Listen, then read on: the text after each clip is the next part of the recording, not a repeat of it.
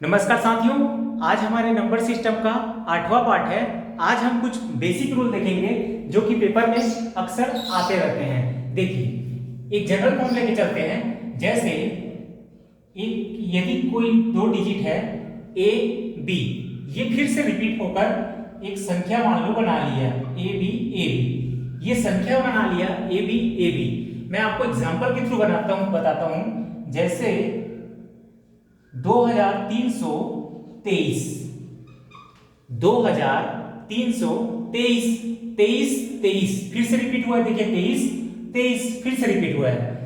तो हम इसको कैसे लिख सकते हैं ये मैं आपको दिखाता हूं। देखिए 2300 प्लस 23, इसको हम ऐसे लिख सकते हैं। ठीक है, अब इस संख्या में हम 23 को कॉमन निकाल लेते हैं। देखिए 23 को हम कॉमन ले लिए तो अंदर क्या बचा, यहां पे बचा 100, यहां पे क्या बचा 1, तो ये हो गया 23 इंटू 101। यानी इसी तरीके से मैं इसको यहां पर भी लिख के आपको दिखाता हूं। A B 00 plus A B, और ए बी हम कॉमन ले लिए, अंदर क्या बचा 100, यहां पे 100 बचा और यहां पे क्या बचा 1 बचा, और यहां पे ए बी 101।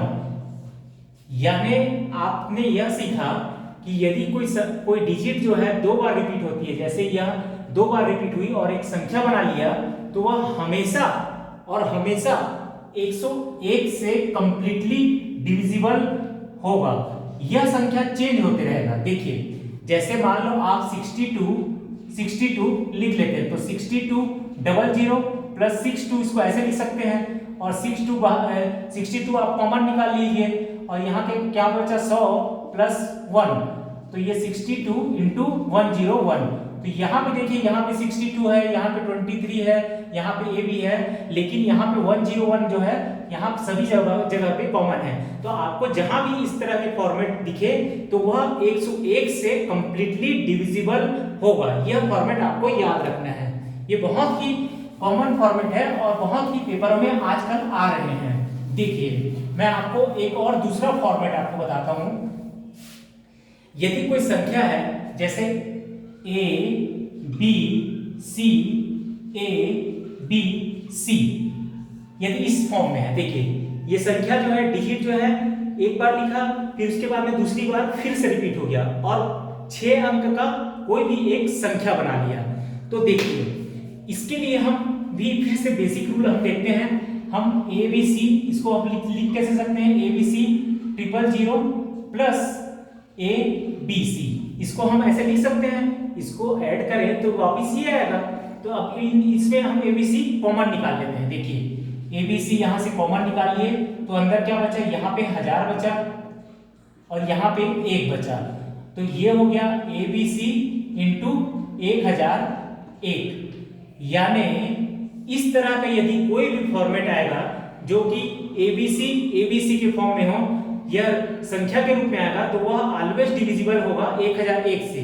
और जैसे पहले कक्षाओं से आपको पता है कि यह मल्टीप्लिकेशन है 7, 11 और 13 का, अर्थात इस फॉर्मेट में आया तो वह 1001 से भी कंप्लीटली डिविजिबल होगा, 7 से भी कंप्लीटली डिविजिबल होगा, 11 से भी और 13 से भी कंप्लीटली डिविजिबल होगा।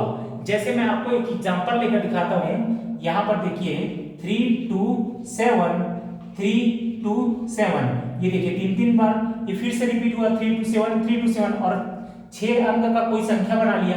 तो यह कौन कौन सी संख्या से डिविजिबल होगा, 7 से कंप्लीटली डिविजिबल होगा, 11 से भी कंप्लीटली डिविजिबल होगा, 13 से भी होगा, और 1001 से भी यह संख्या जो है कंप्लीटली डिविजिबल होगा। ठीक है, तो ये देखिए ये इसका जनरल फॉर्मेट है जो कि आपको याद रखना है। देखिए एक और आपको जनरल फॉर्मेट बताता हूं। एक तो ये है, अब दूसरा जनरल फॉर्मेट आपको यहां पर मैं बताता हूं। देखिए यदि कोई संख्या है, यह वो इस फॉर्मेट में है, A B A B A B, ये जो है 3 बार रिपीट हुआ है। देखिए यहाँ पे रिपीट हुआ, फिर से यहाँ पर रिपीट हो गया, और 6 अंक का कोई भी संख्या बना लिया।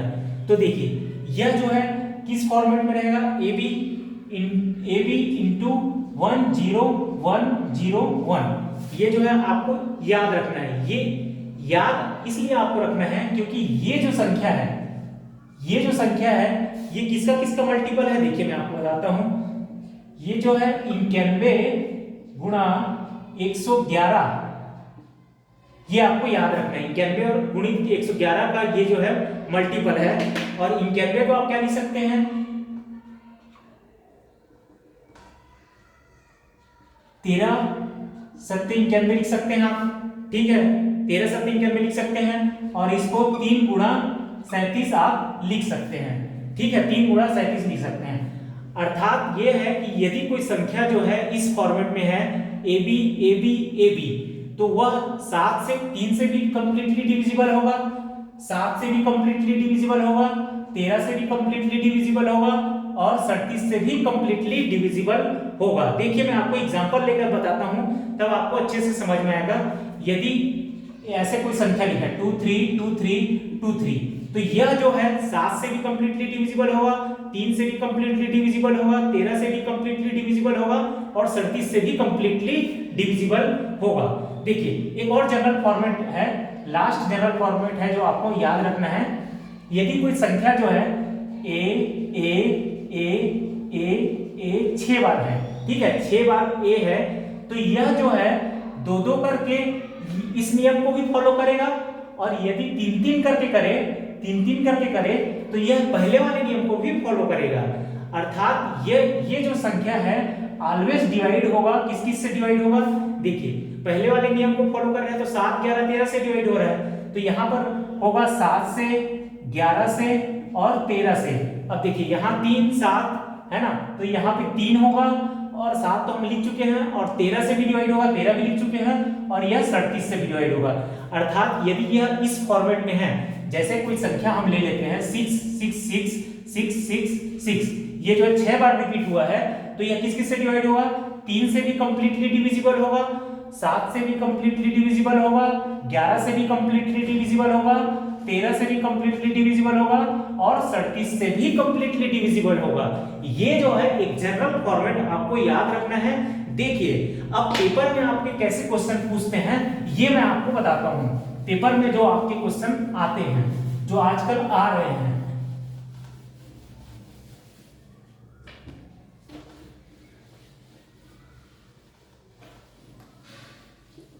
देखिए एक संख्या है 2 8 2 8 2 8। यदि इसको हम 37 से डिवाइड करें, ठीक है, इसको हम यदि 37 से डिवाइड करें, फिर से लिखते हैं 2 8 2 8 2 8। यदि इसको हम 37 से डिवाइड करें तो रिमाइंडर क्या छोड़ेगा, आपको फॉर्मेट याद है 2 8 2 8 2 8। 6 अंक का कोई भी एक संख्या बना रहे हो, 37 से आपको डिवाइड करना है, तो यहाँ पर रिमाइंडर क्या बचेगा, रिमाइंडर बचेगा आपका 0 बचेगा। तो देखिए अब मैं आपको पहले एक जनरल फॉर्म बताता हूं। जैसे मान लो कोई संख्या है, ये जो है 7, इससे आपको डिवाइड करना है, तो आपको इतने अंक को तो देखना नहीं पड़ेगा क्योंकि यह जो कंप्लीट डिविजिबल है, आपको सिर्फ इसको देखना रहेगा। तो यहाँ पे रिमाइंडर क्या छोड़ेगा, 3 छोड़ेगा। तो ठीक ऐसे ही मैं आपको और एग्जांपल लेकर दिखाता हूँ। देखिए जैसे ये एक दूसरा फॉर्म था जो मैं आपको ऐसे ही बता दिया। अब देखिए पेपरों में आपके कैसे पूछता है, इसी को फिर से लिखिए 2 8 2 8 2 8 और यहाँ पर है 5 और ये जो है 37 से। अब यहाँ पर आपसे पूछेगा कि यहाँ पर रिमाइंडर बताइए कि आपका रिमाइंडर क्या बचेगा। तो देखिए 2 8 2 8 2 8 बनाकर यहाँ 6 अंकों तक तो आपका रिमाइंडर 0 छोड़ेगा। तो आपको सिर्फ किसको देखना है, यह आपको अंतिम अंक जो है 5 पर ध्यान देना है। ये जो पहले 6 डिजिट जो है वो रिमाइंडर 0 छोड़ दिया, लेकिन अब इस 5 को 37 से डिवाइड करिए तो आपका रिमाइंडर बचेगा 5 रिमाइंडर आपका बचेगा। ऐसे प्रश्न जो है पेपरों में आजकल आ रहे हैं। देखिए मैं और आपको और एग्जांपल लेकर दिखाता हूं। देखिए यहां पर 4 2 4 2 4 2 और क्या ले लें 39 ले लेते हैं 39। अब इसको आपको 37 से डिवाइड करना है, ठीक है। तो अब देखिए 6 अंक तक आप देखिए 42 रिपीट हो रहा है यहाँ तक। तो आपको सिर्फ ये जो है छूटा हुआ जो 39 है उसको 37 से डिवाइड देके भाग देके देखना है कि इस रिमाइंडर क्या बचता है। देखिए आप 39 से 37 को डिवाइड करके देखिए तो यहाँ पर रिमाइंडर क्या बचेगा, रिमाइंडर बचेगा आपका 2 रिमाइंडर बचेगा। देखिए ऐसे प्रश्न आजकल पूछे जा रहे हैं। देखिए मैं और आपको एक और एग्जांपल लेकर दिखाता हूँ। पेपरों में जब क्वेश्चन आता है तो दिखता है कि बहुत बड़ा है, लेकिन बहुत ही आसान होता है। ये सब कॉन्सेप्ट जो है आपको पता रहेगा तभी आप सॉल्व कर पाएंगे। देखिए जैसे मैं आपको बताता हूं,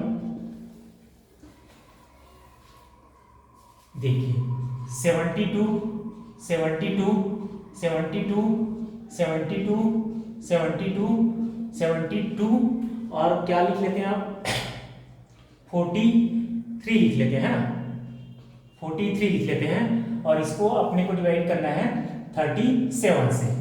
ऐसे पेपर में आ जाता है और आपको पूछता है कि बताइए इसका रिमाइंडर क्या है, रिमाइंडर क्या आएगा। तो यदि आपको कॉन्सेप्ट पता है तभी आप सॉल्व कर पाएंगे। देखिए 72 72 72 6 अंक तक आपका क्या हो जाएगा, यहाँ पर रिमाइंडर क्या हो जाएगा 0 हो जाएगा, जैसे कि आप हमने पहले से देखते हुए चले हुए आ रहे हैं। यहाँ पर 72 72 72 6 अंक तक क्या होगा, रिमाइंडर 0 आ जाएगा। अब आपको सिर्फ देखना है इस 43 को इस 37 से डिवाइड करके देखना है और जो भी रिमाइंडर आता है वो आपका आंसर होगा। देखिए 43 को 37 से आप डिवाइड करके देखिए तो आपका रिमाइंडर क्या बचेगा 6 बचेगा, रिमाइंडर बचेगा 6। ठीक है, तो ये है आपका इस तरीके से क्वेश्चन आता है। और देखिए आपको एक और बताता हूं, और इसी केस में यदि इसी केस में आपके नीचे 37 की जगह नीचे 13 हो तब भी आपको अंतिम अंक में ही डिवाइड करके देखना है, क्योंकि सभी केस में 6 में जो है वो रिमाइंडर 0 छोड़ता है। जैसे मैं आपको एग्जांपल लेकर और दिखाता हूं,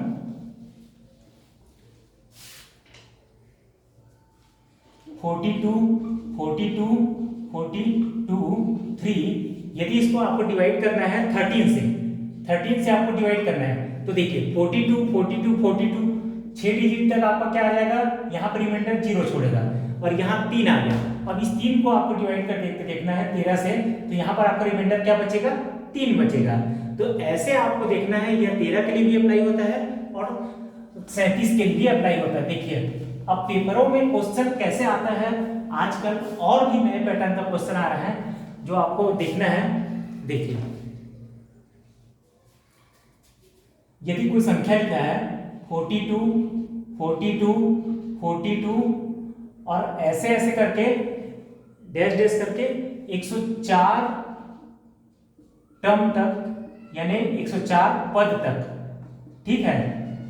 तो इसको यदि आपको डिवाइड करना है 13 से तो आपका रिमाइंडर क्या आएगा, ऐसे प्रश्न आता है। देखिए 42 104 पद तक इसको 13 से डिवाइड करना है तो रिमाइंडर क्या आएगा यह आपको देखना है। तो देखिए आप यहां पर क्या दिमाग लगाएंगे, आपको पता है कि ये 42 रिपीट हो रहा है तो 6 का जो पेयर बनेगा उसमें रिमाइंडर 0 छोड़ता है। तो आपको इस 104 में 6 का पहले भाग देना है, ठीक है। तो देखिए 104 में आप 6 का पहले भाग दीजिए तो क्या बचा, 6 कम 6 यहाँ 4 बचा, 6 सत्ते 42, तो यहाँ पर क्या बचेगा 2 बचेगा, ठीक है।